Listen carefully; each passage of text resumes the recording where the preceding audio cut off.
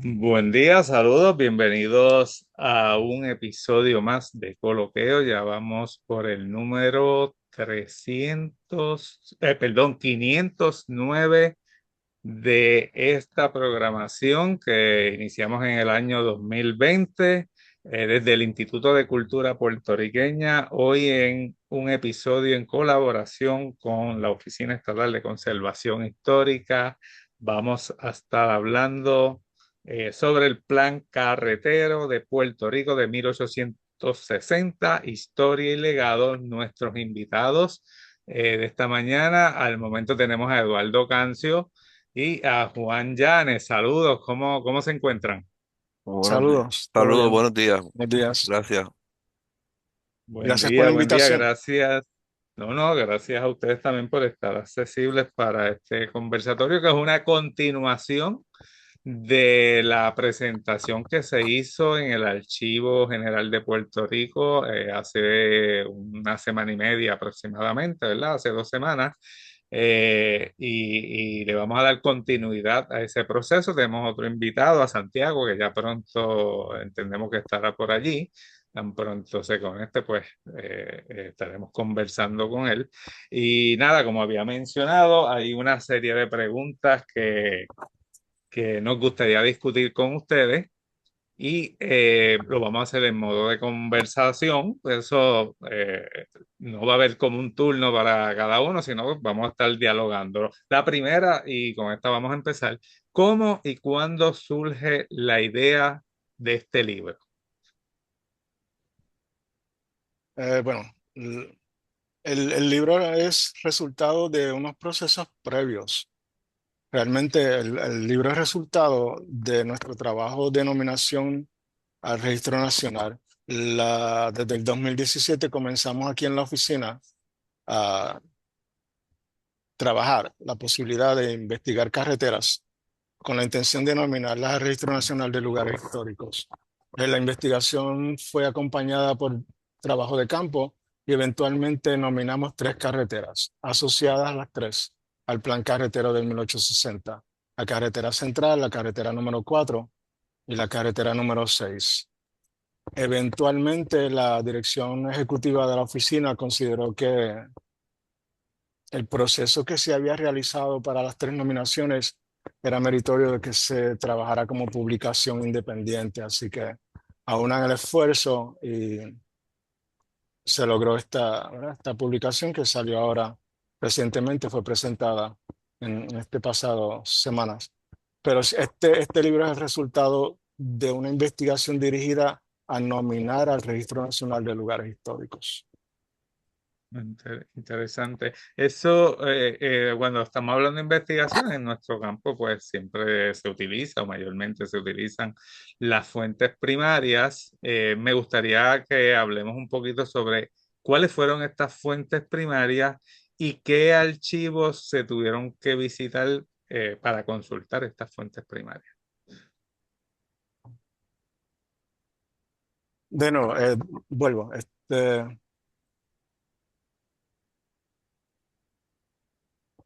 Hay fuentes secundarias que utilizamos como base, ¿verdad? Yo creo que todo trabajo de historia de una forma u otra, irrelevantemente del tema, parte de unas premisas ya establecidas por la academia, ya prefabricadas, ¿verdad? Es una construcción eh, encadenada. Así que sabemos que hay trabajos previos, como el de María de los Ángeles Castro, su tesis de maestría sobre la carretera central, en los propios escritos de Juan Castillo, que muy posiblemente sea la primera persona que para principios del siglo XX te trabaja la historia de la carretera central y te la divide en una fabulosa sección de artículos en esa fabulosa revista de obras públicas de Puerto Rico que viene de la década de 1920. Ese es quizás el primer eh, escrito basado en fuentes primarias. El Castillo era el archivero del Departamento del Interior, así que tuvo acceso a una documentación primaria eh, pristina, en buena medida. Y digo pristina porque,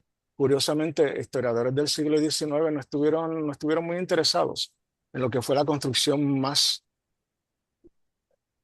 llamativa, la construcción más portentosa del siglo XIX en términos de construcción civil, que fue la carretera central, sin lugar a dudas. Pero historiadores del siglo XIX no fueron muy interesados en verla desde diversos puntos. Y Juan Castillo la toma. Así que estamos a Juan Castillo, María de los Ángeles Castro, Guillermo Baral. Hay trabajos indudablemente del doctor Luis Pumarada con la doctora María de los Ángeles Castro. Y esas fuentes secundarias nos sirvieron para crear esa base inicial. Sin embargo, ¿verdad? Nuestra práctica aquí en la oficina, mi práctica personal, siempre me lleva de una forma u otra a la investigación de fuentes primarias. Eh, y en términos de fuentes primarias, el acervo indudablemente ineludible fue el Archivo General, su Fondo de Obras Públicas, serie de carreteras, fue la fuente principal para el trabajo de investigación de documentación primaria. Cajas destinadas a la carretera central, a la carretera 4 y a la carretera 6, organizadas por los compañeros que trabajan allí en el archivo, ¿verdad? Que se esmeran siempre en mantener ese patrimonio documental disponible para los investigadores. Pero sí, de allí nos nutrimos. Fue nuestra principal fuente. Utilizamos otras fuentes que estaban disponibles en lo que llaman en línea. Eh, Pares, por ejemplo, fue Sí. utilizado para accesar documentación en los archivos españoles, eh, pero fue el Archivo General.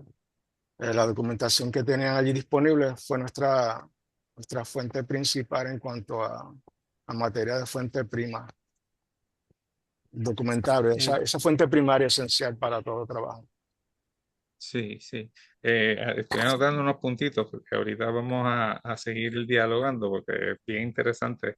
El proyecto empieza en el 2017, ¿verdad? Pero antes de eso, quisiera hablar sobre otros aspectos de esta investigación que es bien llamativo porque ustedes hicieron estudios de campo también, ustedes visitaron áreas y esto quizás en el campo de los historiadores que conocemos regularmente no es algo que se practica mucho, pero en el caso de ustedes de la Oficina Estatal de Conservación, pues ustedes sí hacen estudios de campo. ¿Nos pueden hablar un poquito sobre ese proceso? Te dejo que Eduardo nos introduzca Sí, ese tema. Eduardo. Eh, sí, mira, la realidad es que eh, el estudio de campo, como bien dijo Juan, el libro es el resultado de tres nominaciones. Y el proceso de Ujú. nominación para designar un recurso, eh, para designarlo, para incluirlo en el registro nacional y por supuesto designarlo como histórico, pues plantea siempre, es necesario partir de un inventario, sobre todo cuando estamos trabajando estas tres carreteras que el registro denomina como distritos, ¿no? Tú puedes nominar propiedades individualmente, no me voy a poner a explicar aquí cuál es el proceso, pero en el caso de los distritos, siempre, o sea, es aconsejable, digo, normalmente se parte de un inventario. Y no es que, entonces, ¿qué pasa? Ese inventario, al enriquecer, pues el proceso de nominación, pues no hay otra manera, obviamente, de tú llegar a un inventario si no visitabas los recursos. Yo recuerdo cuando yo me incorporé al proyecto, que Juan me invitó al proyecto, yo recuerdo una anécdota que él, cuando empezó a trabajar esto solo y no recuerdo si fue en Caguas o algo así, cuando empezamos con la carretera central, que él me dice que él bajó a una alcantarilla y y se quedó asombrado de lo que estaba viendo y cuando subió, pues se dio cuenta de que el proyecto necesitaba definitivamente un inventario. Y había porque la carretera, o sea, tiene varios componentes entre tus recursos, pues las alcantarillas, los puentes, las casillas de caminero, la propia superficie, o sea, el trazado de la carretera. Y nada, y ese inventario, pues obviamente, claro, nutre el proceso de nominación y entonces después decidimos, como parte importante e ilustrativa, porque además tiene un valor increíble como recursos, incluirlo en el segundo volumen del libro. Y entonces lo que creamos fue un equipo de trabajo, donde está Juan, que es el historiador, el autor principal del libro, Santiago, que era que es el arquitecto, y mi papel aquí es, desde el punto de vista informático,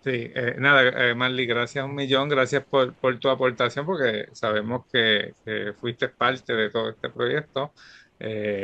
Y pues, y gracias por estar dirigiendo nuestro Archivo General de Puerto Rico, que es importante para todas esas investigaciones que están desarrollándose y las que se van a seguir desarrollando. Nada, vamos a regresar con el plan carretero.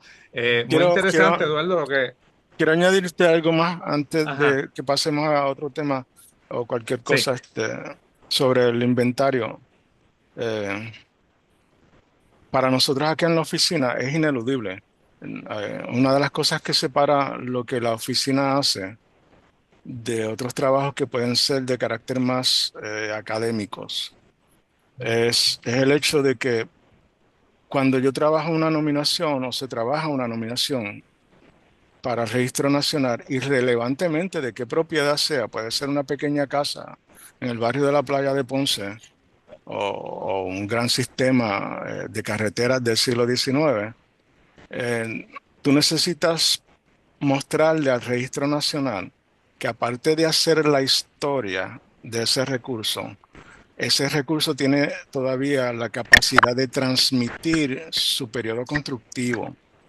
Es decir, para nosotros el inventario, sea de nuevo de una pequeña casita o un sistema vial como este que presenta el libro, es ineludible porque necesitamos mostrarle al Registro Nacional que el recurso todavía es capaz en pleno siglo XXI de transmitir su periodo constructivo si fue en el siglo XIX.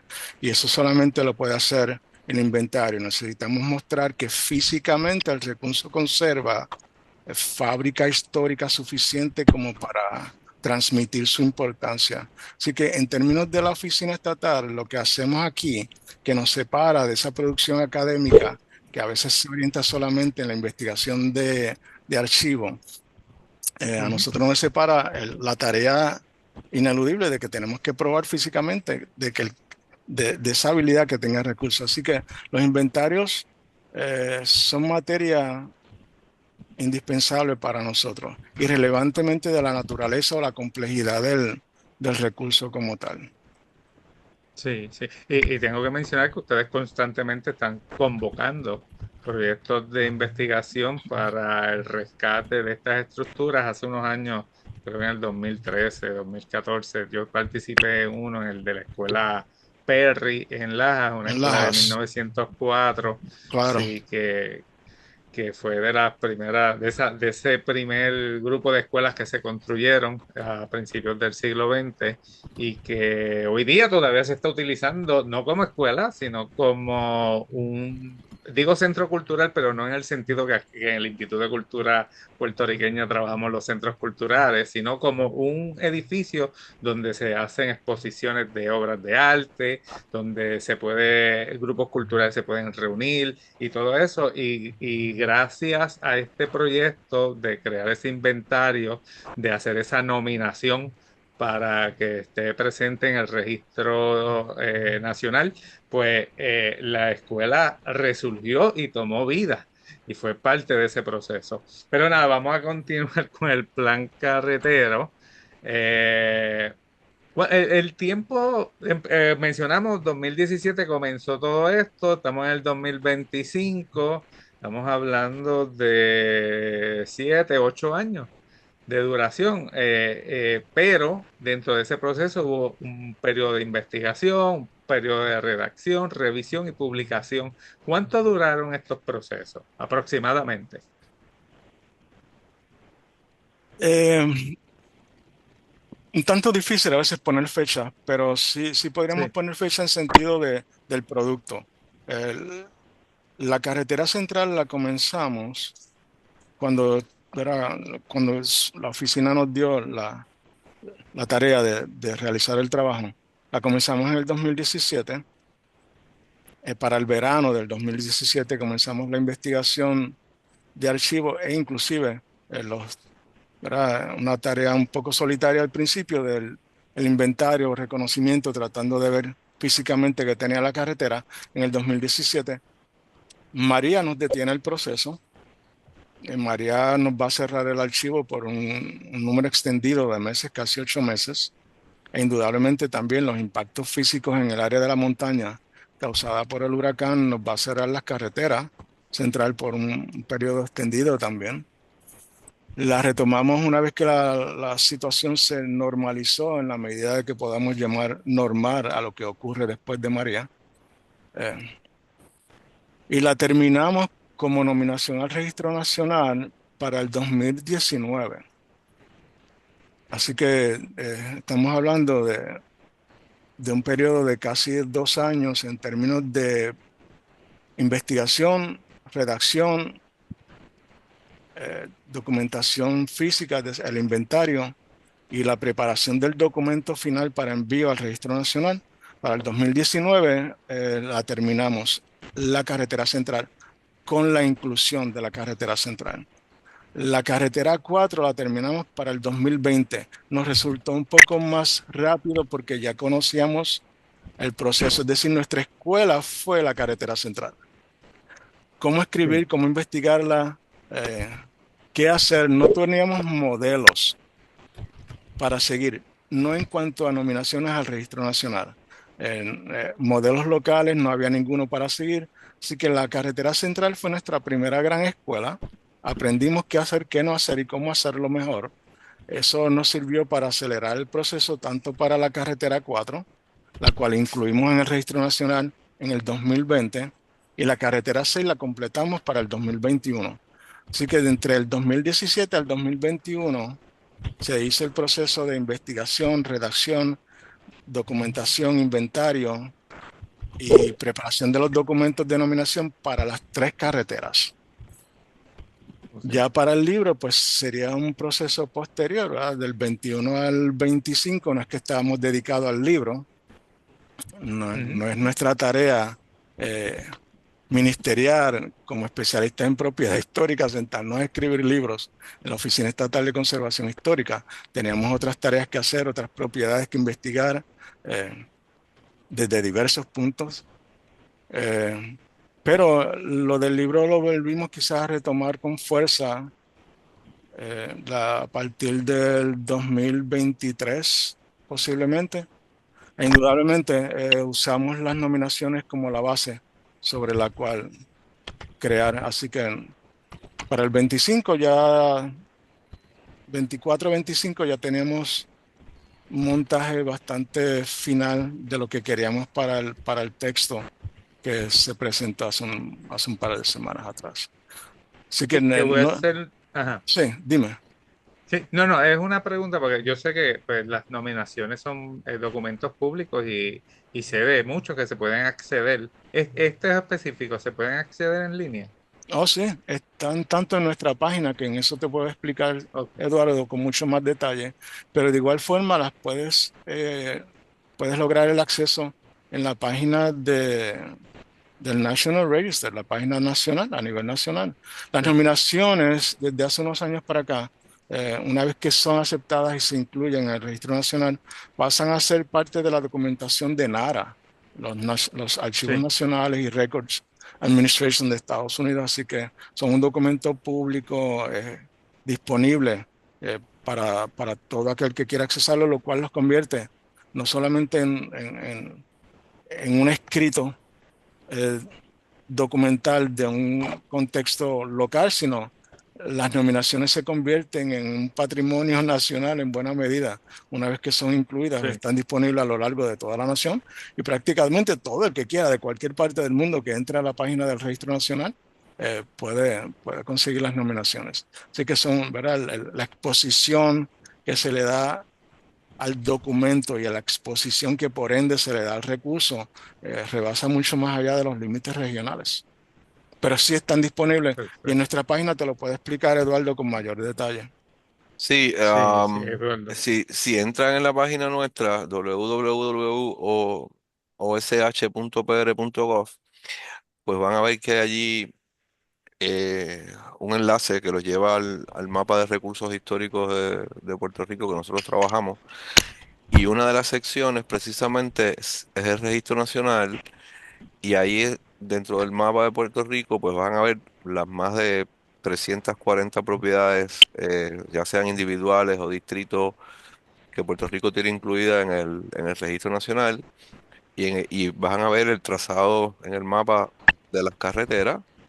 Una vez que si tocan el recurso, tocan la carretera, por ejemplo, digamos la carretera central, pues ahí tienen un enlace a la nominación propiamente, con todo el trabajo que es de hecho por Juan, por el historiador. Y al final de cada carretera está el inventario, unas tablas de inventario con las imágenes de todos los recursos, cuando todavía no estábamos pensando obviamente en el libro. Y así está para cada una de las propiedades. También debo decir que en la misma página nosotros tenemos una sección de publicaciones y ya el libro del plan carretero también se puede descargar en la sección de publicaciones de la página. O sea que hay mucho, yo realmente creo que la página nuestra es una página que tiene muchísima información, no solo del Registro Nacional, tiene recursos arquitectónicos de Puerto Rico, tiene arqueología, eh, tiene inventario, o sea, los invito de verdad a que la visiten.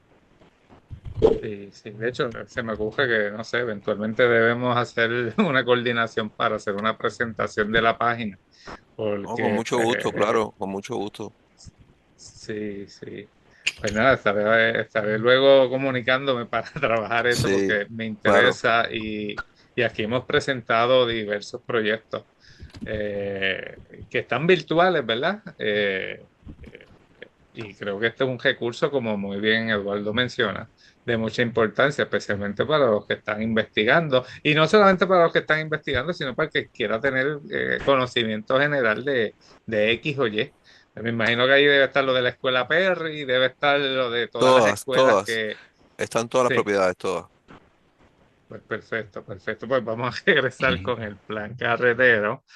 En el proceso de investigación, ¿verdad? De tanto de trabajo de campo, creación del inventario, investigación de las fuentes secundarias y primarias, surgieron lagunas o se encontraron con silencios en la documentación o en el proceso que tuvieron o que les tomó un poco más de tiempo resolver. Y si fue así, ¿nos pueden dar algún ejemplo? Eh, yo nunca he encontrado un tema en historia que haya sido completamente trabajado a la saciedad. Sí hay obras que tienen títulos rimbombantes en cuanto a cuán completas son. Auténtica y verdadera historia de Ponce, por ejemplo. Ese tipo de títulos, ¿verdad? Que son, eh, Sí, pertenecen a un periodo muy particular de la historiografía puertorriqueña, sí, son difícilmente aceptables. Es decir, eso de auténtica y verdadera, pues es cuestionable desde el inicio. Así que uno sabe que sí. el historiador navega en zonas grises. El historiador navega en zonas incompletas. La memoria del pasado nunca nos ha llegado completa, no es objetiva, es filtrada a través de intereses de clase social, eh, programas y agendas particulares. Así que nuestro acercamiento al pasado siempre es inconcluso, es incompleto y es subjetivo. El historiador parte de su presente para analizar el pasado y no el reverso. No partimos del pasado para entender el pasado. Partimos de nuestro presente inmediato, con todas las limitaciones que tenemos y todas las lagunas existentes. Así que si habían lagunas, no habían lagunas, lo que había eran océanos vacíos en, eh, este, en lo que encontramos. En- la primera queja viene, tú te lees a Cuentos de la Carretera de Miguel Meléndez Muñoz Sí. en el prefacio. Esto es un libro, ¿verdad? De Ujú. los 1940 que habla sobre todos estos fascinantes cuentos sobre la carretera, desde espíritus y cosas que aparecen. eh, pero en su prefacio él dice, no encuentro en ningún sitio donde nutrirme sobre la historia de esta carretera. Sí. Y él mismo se queja, los historiadores del siglo XIX no le prestaron atención. Y luego dice, por suerte descubrí el escrito de mi amigo, lo cual lo hace, ¿verdad? Que aparentemente él sí conoció personalmente a Juan Castillo y se conoció el escrito de mi amigo Juan Castillo que había hecho este trabajo sobre la carretera central. Así que sí hay lagunas y las seguirán habiendo. El, yo desde, ¿verdad? Personalmente yo siempre he dicho que todo trabajo de historia, y así lo pusimos en el texto, cuando cierro la introducción al trabajo, indico que para mí todo trabajo de historia está destinado a ser superado. Es Sí, parte de la sí. naturaleza de lo que hacemos. Dado el hecho que no terminamos, la investigación siempre es inconclusa, siempre es incompleta y pueden haber nuevos enfoques de viejos problemas que van a surgir un día después que tú terminas tu gran obra maestra, que piensas que es tu gran obra maestra de vida y de momento sale otro escrito donde literalmente destruyen todo tu argumento previo. Pero eso es parte de hacer buena historia. Es dejar la puerta abierta para la discusión. Así que lagunas hay, las hubo, las hay en el trabajo. Hay cosas que en el trabajo no nos acercamos. Una, por de nuevo, la orientación que tiene nuestra oficina, ¿verdad? Que va dirigida en una finalidad determinada. Eh, Hay cosas que no tenemos ya el tiempo para seguir investigando.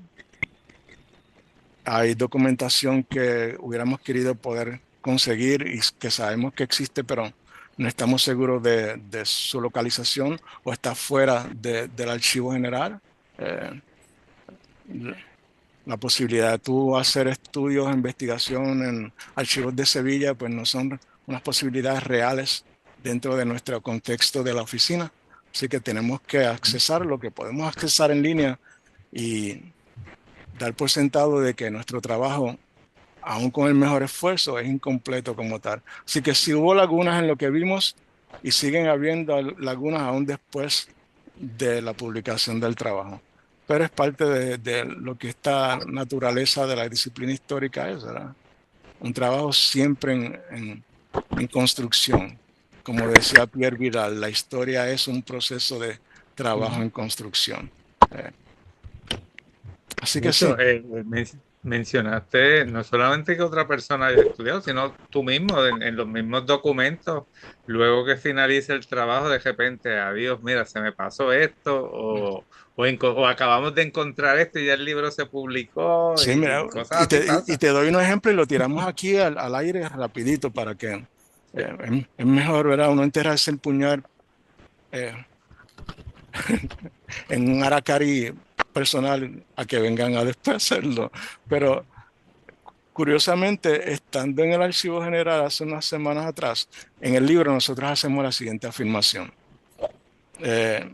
Las casillas de peones camineros eran un distintivo de las carreteras de primer orden. Carreteras de primer orden eran aquellas que eran planificadas, pensadas, financiadas y construidas por el Estado.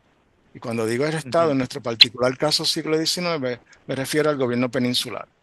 Las sí, carreteras locales eran manejadas por la Diputación Provincial y tú tenías un tercer orden que eran las carreteras municipales construidas y manejadas por el municipio.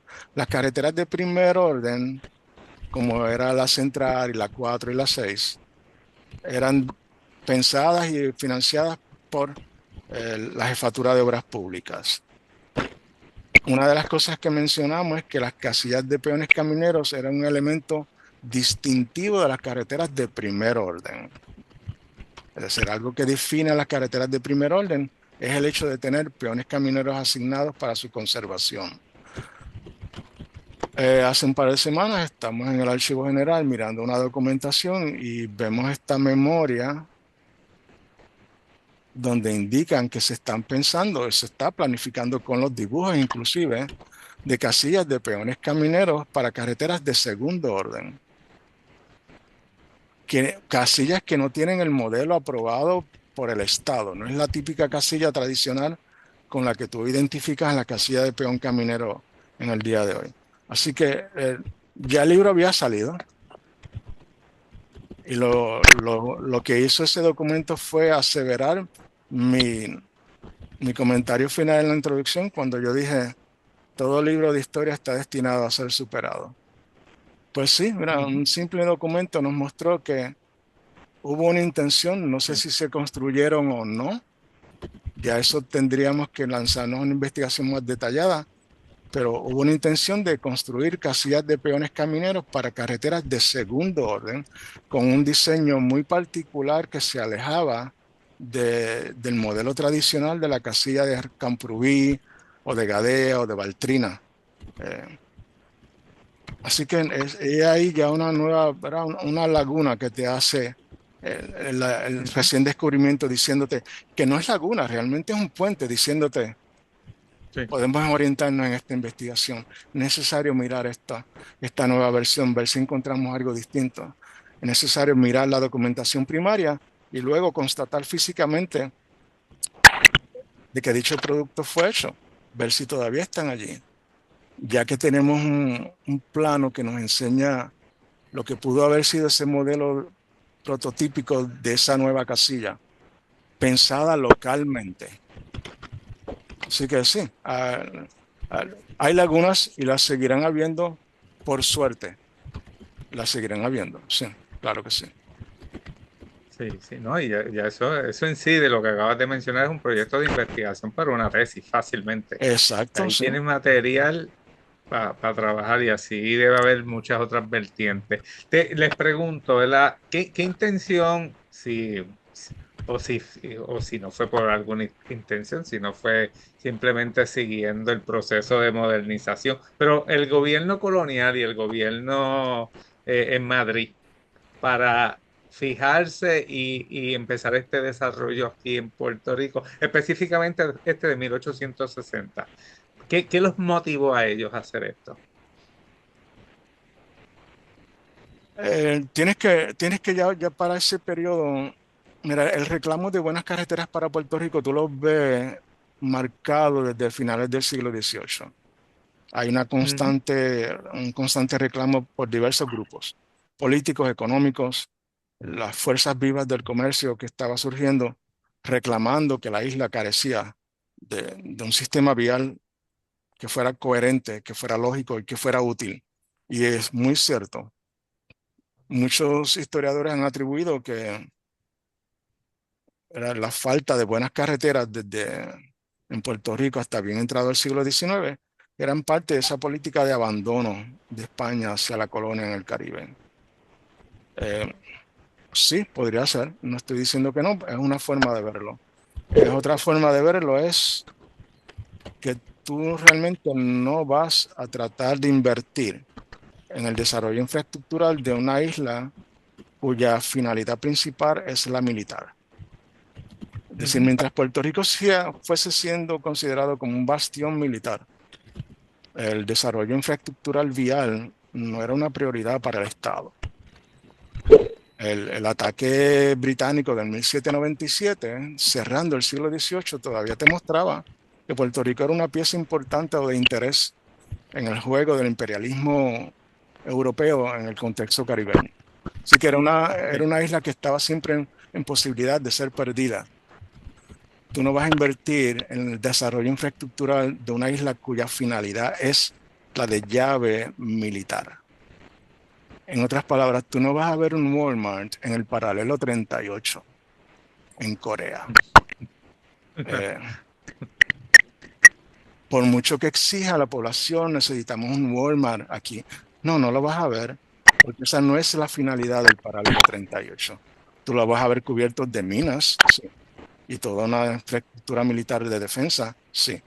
Pero Walmart y Kmart no lo vas a ver allí no por un buen tiempo, porque de nuevo no responde a los intereses del imperio en ese momento, ni en aquel periodo, ni en este periodo. No es hasta que Puerto Rico realmente va mostrándose como una colonia que es contribuyente al erario de la metrópolis, cuando indudablemente ya se hizo imposible la negación de un sistema vial y de nuevas calzadas, porque el desarrollo de las fuerzas productivas de la isla ya era meritorio que la pasáramos a una nueva etapa en su desarrollo en el imperio, no ya como llave de defensa militar, sino como una colonia contribuyente al erario del gran imperio, o un imperio que ya estaba, ¿verdad?, socavado ya para ese periodo. Así que la fecha del 1860 corresponde precisamente a ese gran despegue económico que la isla va a tener, azucarero, cafetalero y de diversas otras índoles. Y el aparato estatal peninsular no tuvo otra opción, ya tenía que volver a repensar la colonia desde otras perspectivas, y el plan carretero se va a hacer necesario para tu poder sacarle realmente provecho a una colonia que ya indudablemente era un elemento importante en el aspecto económico. La necesidad de tu atar la isla a través de todo un sistema vial también te va a traer el hecho de que te mejora la defensa militar. Eh, Vas a unir costa con campo, montaña con ciudad, vas a romper con esa separación desde periodos medievales de campo y ciudad y su contraposición. El sistema de la calzada te va a permitir crear una colonia manejable, accesible, comercialmente con importancia y conectada, ¿verdad? Ya teníamos ciudades portuarias con una tremenda capacidad de fuerza internacional, San Juan, Ponce, Arecibo, Mayagüez, capaces de establecer relaciones comerciales con el mundo europeo, el mundo estadounidense, el comercio estadounidense. Así que lo que necesitamos ahora era crear el sistema vial que nos permitiera unir la isla coherentemente en una unidad económica productiva dirigida desde el Estado. Y eso es lo que el plan carretero busca hacer.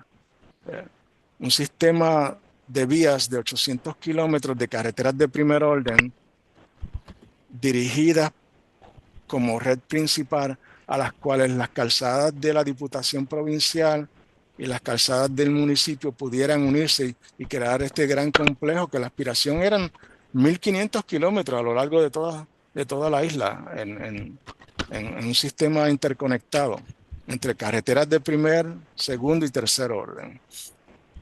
Oh, interesante. Contestación extensa para la pregunta, pero No, pero es interesante y me haces pensar, porque hay otro aspecto que no lo hemos tocado, que es el aspecto social, ¿verdad? La gente que trabajó en este proyecto. Eso es una. Los beneficios económicos que lo mencionaste es otra. Pero toquemos este puntito, el de los trabajadores. Sabemos que se trajeron trabajadores de origen chino, entre otros, pero aparte de ellos, ¿quién más trabajó aquí?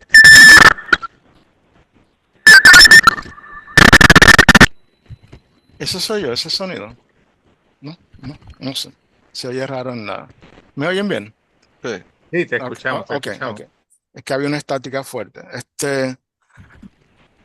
Mira, la mano de obra, hay que verla, si fuésemos a ser específicos, hay que verla por carretera. Ok. La carretera 6, por ejemplo, habían dos formas de tú construir, administrativamente, habían dos formas de tú organizar la construcción de una carretera. Tenía lo que en el siglo XIX llamaban por contrata, es decir, tú pasabas esta tarea a contratistas privados o lo hacías por administración. Administración era cuando las agencias del gobierno, fuese la Diputación Provincial o la Jefatura de Obras Públicas, se encargaban de la construcción, planificación y el ensamblaje completo de la carretera como tal. La carretera 6 fue construida prácticamente en su totalidad por contrata.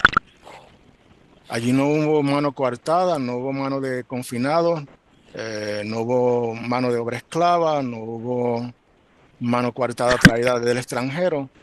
Fue por contratos privados otorgados a contratistas, los cuales eran responsables por suplir materia, equipo y personal. y tener el capital inicial para comenzar la construcción en lo que comenzaban a recibir los pagos del Estado. Esa es la 6. La central, por su parte, fue el resultado de casi 40 años de construcción. Tú vas a tener desde mano de obra esclava, si separas por segmentos la construcción de la carretera, vas a tener una nutrida mano de obra confinada. Literalmente es el Estado para 1875, y cuando digo Estado en este me refiero local, de orden desde Fortaleza, de que todo confinado en todas las cárceles de la isla fueran enviados a trabajar de la carretera central si estaban físicamente aptos para hacerlo y si no estaban empleados en otra tarea a nivel municipal. Así que literalmente los confinados de la isla completa fueron enviados a trabajar en la carretera central. Se hace el arreglo con Cuba para que Cuba envíe 300 confinados. Y ahí es donde traen el tema de los chinos en la carretera central. Una buena parte de estos confinados enviados desde Cuba eran orientales, eran chinos. Hay trabajos que creo personalmente que exageran la participación de esa mano de obra coartada que envían desde Cuba a Puerto Rico. Tú no construyes la carretera central con 300 confinados, irrelevantemente de qué nacionalidad pudieran ser. Van a usarse miles de confinados puertorriqueños, coartados de su libertad por las razones que fueran, y van a crear brigadas de confinados que van a ser utilizadas en los trabajos más duros, por ejemplo, el machaqueo, la trituración de piedras, que es una de las tareas más extenuantes, físicamente abusivas, en la construcción de una carretera de macadam.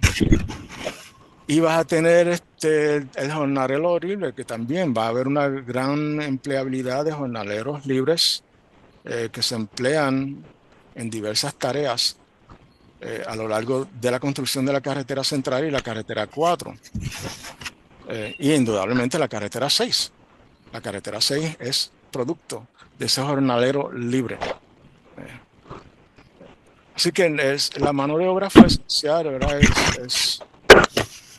Es quizás de esas realidades históricas donde, irrelevantemente de cuál pueda ser la postura del historiador, hay que admitir que la riqueza social, tanto en el siglo XIX como en el siglo XX o el siglo XXI, se construye sobre los hombros de la clase trabajadora de una forma u otra.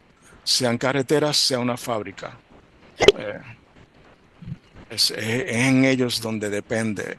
Y estas carreteras del sistema del plan carretero del 60 no son una excepción.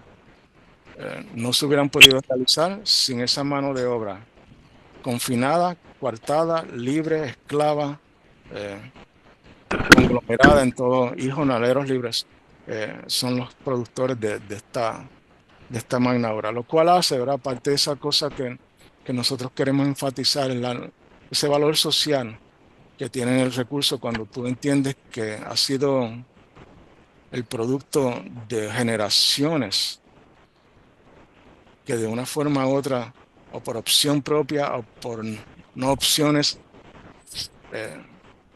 no tuvieron otra cosa que dedicarse a la construcción de un legado del cual nosotros somos responsables en su conservación en el día de hoy, como parte de una herencia histórica de generaciones previas.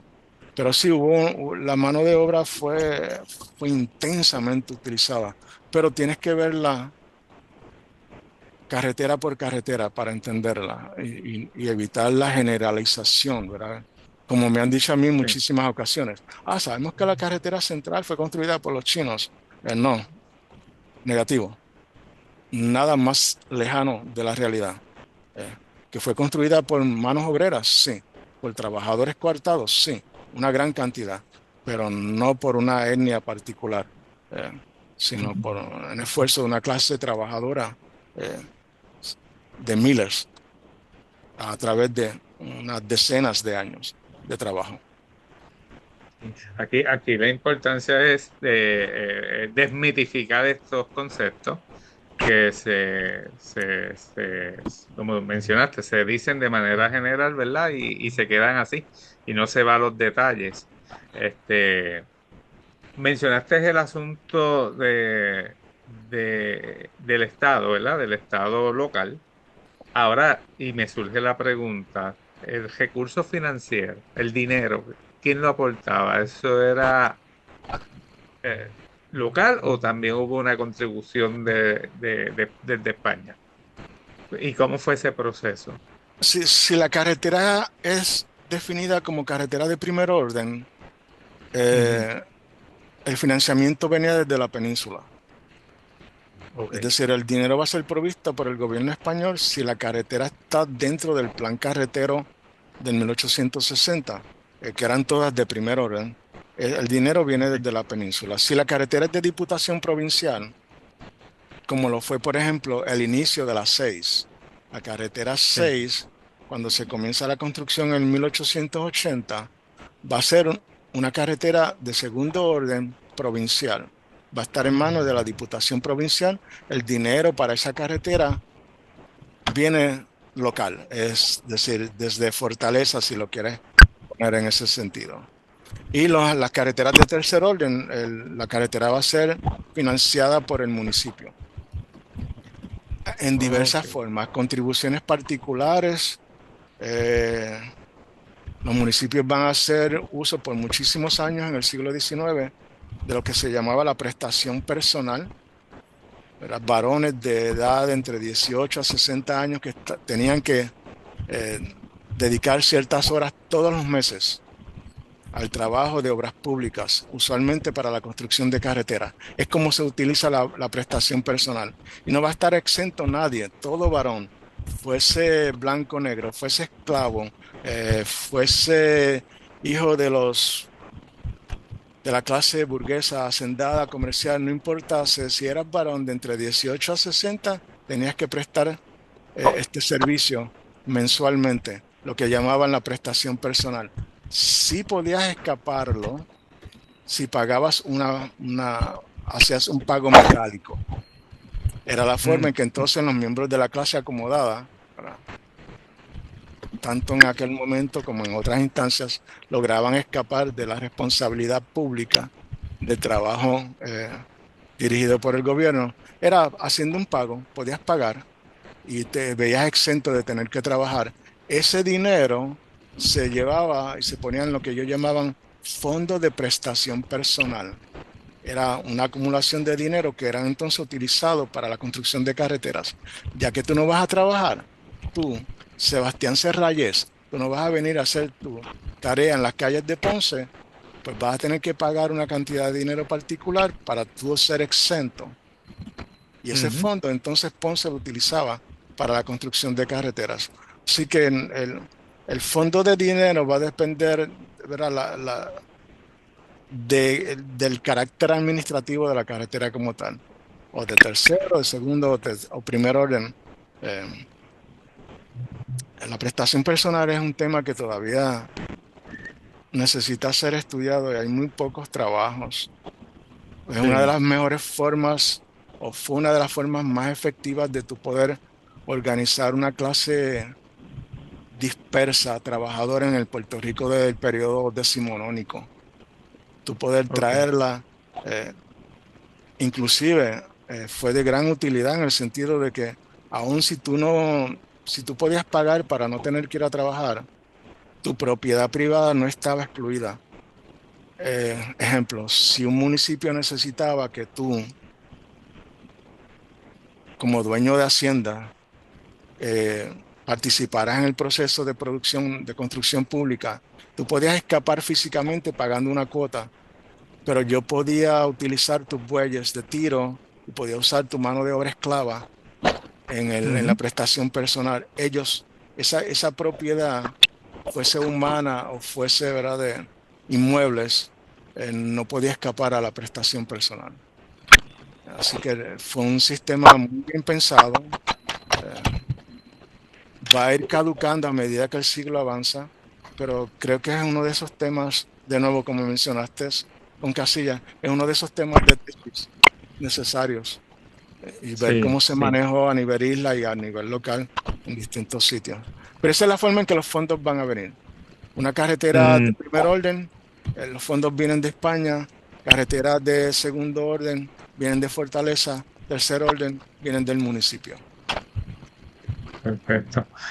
Ya vamos a ir cerrando. Tengo una última pregunta y me gustaría que los dos mencionen algo, ¿verdad? Y es, ¿qué ustedes esperan, ¿verdad? Del público, de los lectores, de las personas que tengan la oportunidad de entrar a la página, bajar el libro, leerlo, que ellos recuerden, que ellos cuestionen después de leer este libro. Eduardo, Pues mira, eh, esta pregunta que me hace la voy a dar, antes de contestarte, la voy a dar primero, y lo dije, no recuerdo si lo dije el otro día en la intervención cuando presentamos el libro, que una de las cosas que también fue parte de este trabajo y fue importante, ahora que hablamos del alcance que puede lograr esta publicación, es que hay que agradecer y mucho a todas las personas o el pueblo de Puerto Rico que, que vive o por los sitios donde nosotros hicimos este trabajo, los inventarios de la carretera. Siempre, nunca, no tuvimos un problema, nunca. Siempre tuvimos mucha ayuda, mucha colaboración, eh, mucha gente orgulloso de sus recursos, obviamente quejoso por, por la situación. Pero contestando a tu pregunta, bueno, desde el punto de vista educacional, pues evidentemente quiero que sirva para que muchos puedan, a partir del trabajo desarrollado por el doctor Llanes, pues ampliar su cultura sobre estos temas que son espectaculares y son de gran importancia para el país como recurso único y reconocido ya en eventos incluso fuera de Puerto Rico. Eh, Más allá del trillado, tú sabes, que preservamos para las nuevas generaciones, yo creo que hay que trabajar seriamente. Yo quiero que también que la obra sea de importancia para aquellas instituciones o que tengan que tomar decisiones sobre estos recursos, ¿no? Porque la realidad es que la carretera, eh, eh, la número 6 fundamentalmente, en la medida que han perdido preeminencia con respecto al tráfico, pues la carretera va perdiendo como todo, ¿no? O sea, y, y ahí no se puede negar que hay cierto abandono del recurso. Luego ahí está el peligro de que hoy estamos hablando de un recurso histórico y mañana podemos estar hablando de un fósil si no trabajamos esto. Por lo tanto, el libro hasta cierto punto también es una alerta, porque te estamos diciendo qué es lo que tenemos y que quisiéramos que se conservara, ¿entiendes? O sea, y estas son las funciones principales que yo creo que tiene y nada, que como actualización, como contraste.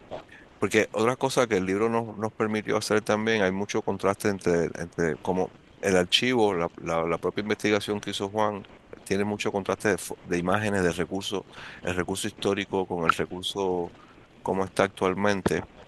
Y eso evidentemente, pues, desde el punto de vista educacional es fantástico. Pues ya te digo, resumiendo, educación, protección y dar valor a lo que realmente significan, que todavía hoy, a más, a, a cuántos, mire, estamos a más de 140 150 años de que se construyen esas carreteras y todavía hay tránsito sobre esas carreteras.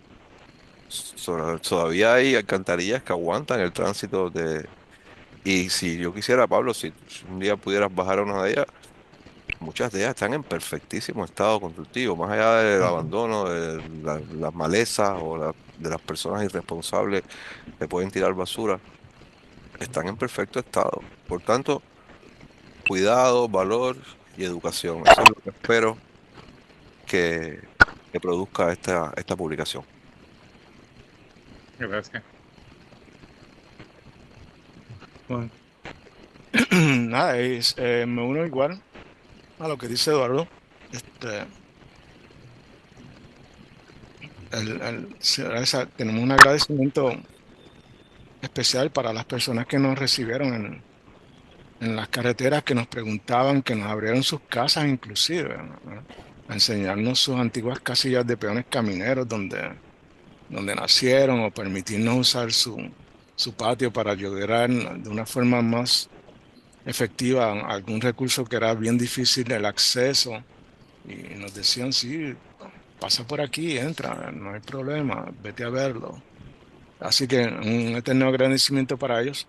Esperamos que el libro invite a las agencias gubernamentales que son responsables por el manejo de estos recursos, que entiendan que esto es un recurso que no necesariamente les pertenece. Ellos son custodios de una propiedad pública, no son los dueños.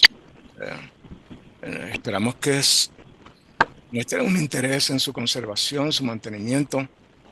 El ejercicio de identificarlos ha sido hecho y solamente estamos hablando de 3 carreteras en este libro.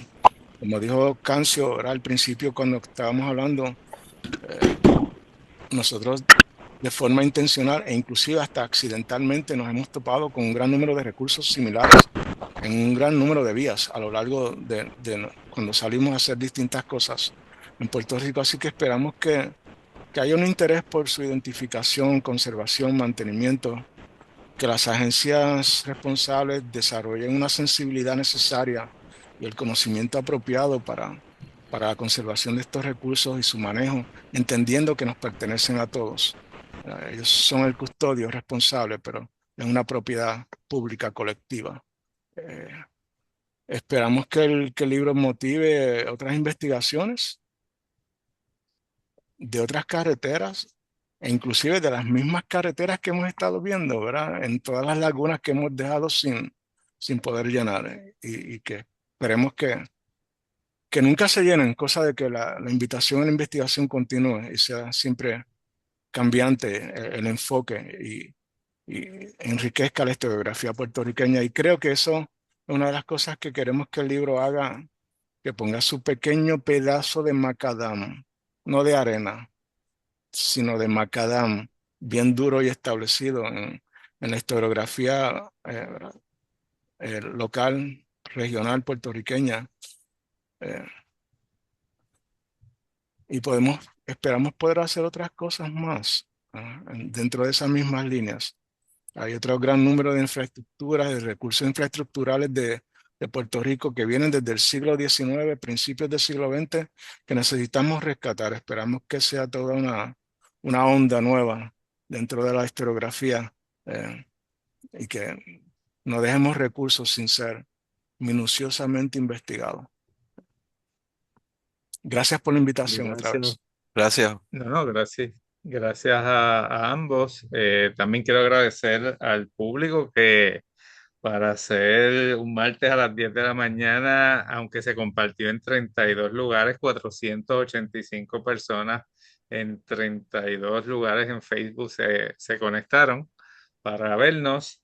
Eh, También agradezco a la Oficina de Conservación Histórica por todo este trabajo. Esta es una obra súper valiosa, bien importante, una obra que se debe consultar si usted va a trabajar, y le estoy hablando a los investigadores, ¿verdad? Si usted va a trabajar hacer un estudio sobre las carreteras, hacer un estudio sobre el proceso de modernización de Puerto Rico, el desarrollo, porque esto ocupa varias disciplinas también, pues hay que consultarlo, definitivamente hay que consultarlo.